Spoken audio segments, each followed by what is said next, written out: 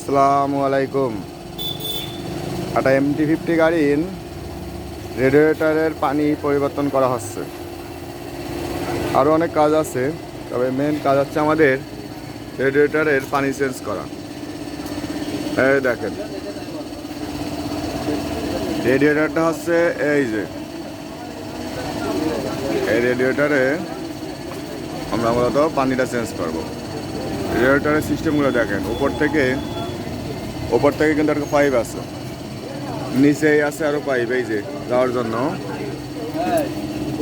এইখান থেকে দেখেন এই যে এই পাইপগুলোর মাধ্যমে এই যে হেডের মধ্যে যে পানিগুলো আছে, দেখেন আমরা পানি ছেড়ে দিয়েছি।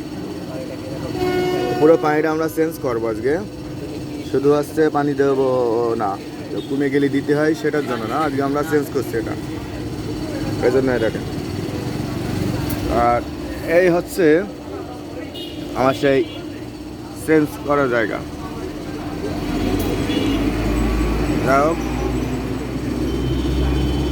এটা খুব সহজ, এটা খুব ডিফিকাল্ট জিনিস না, কিন্তু আমাদের এই বড় গাড়িগুলো যেগুলো রেডিয়েটর আছে, এগুলোর মাঝে মধ্যে এরকম ওটা চেঞ্জ করা জরুরি।